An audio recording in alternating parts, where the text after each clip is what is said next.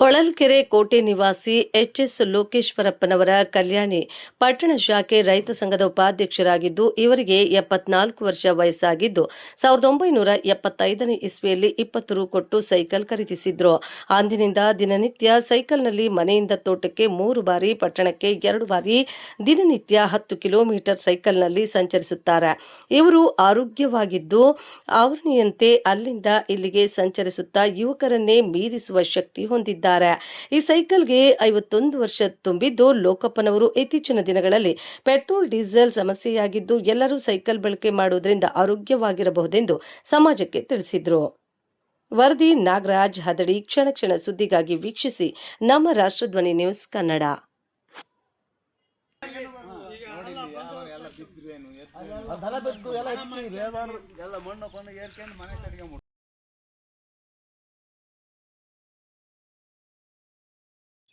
ನಾನು ಹೊಳಲ್ಕೆರೆ ಕೋಟೆ ನಿವಾಸಿ ಲೋಕೇಶಪ್ಪ ಅಂತ.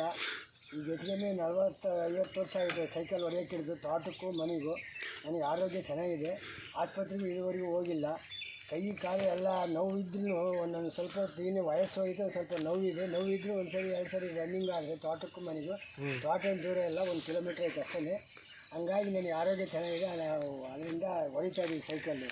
TVS ಮನೆಗಿದ್ದು ಕಾರಿದ್ದರೂ ನಾವು ಸೈಕಲ್ ಹೊಡಿತಾ ಇದ್ದೀವಿ ಅಂತಂದ್ರೆ. ಈಗ ಪೆಟ್ರೋಲ್ ರೇಟ್ ಜಾಸ್ತಿ ಆಗಿತ್ತಲ್ಲ, ಈಗ ಪೆಟ್ರೋಲ್ ಡೀಸೆಲ್ ಅವೆಲ್ಲ ರೇಟ್ ಜಾಸ್ತಿ ಆಗಿದೆಯಲ್ಲ, ಅದರಿಂದ ಈಗ ಬಳಸಿದ್ರೆ ನಮ್ಗೆ ಇನ್ನೂ ಉತ್ತಮ ಆಗ್ತಲ್ಲ. ಅವಾಗಿನ ಪರಿಸರಕ್ಕೂ ಇವಾಗಿನ ಪರಿಸರಕ್ಕೂ, ಇವಾಗಿನ ಆರೋಗ್ಯಕ್ಕೂ. ಸೈಕಲ್ ಎಷ್ಟು ವರ್ಷದ್ದು ಇದು?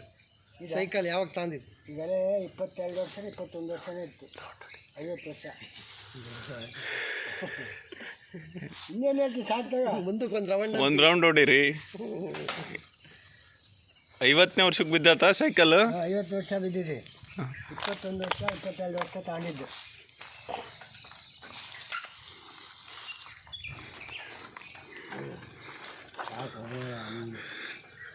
ಎಲ್ಲರೂ ಊರಲ್ಲೇ ನಗ್ತಾರೆ.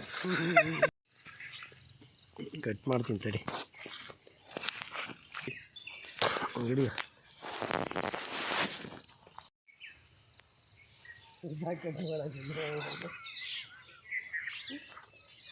ಜಾಸ್ತಿ ಬಿಡಿಯೋದ್ರೆ ಹೋಗಲ್ಲ, ಬರುತ್ತೆ ಕಮ್ಮಿ. ಬಂದಾಗ ಕೊಡಿ ಕೊಡಿ.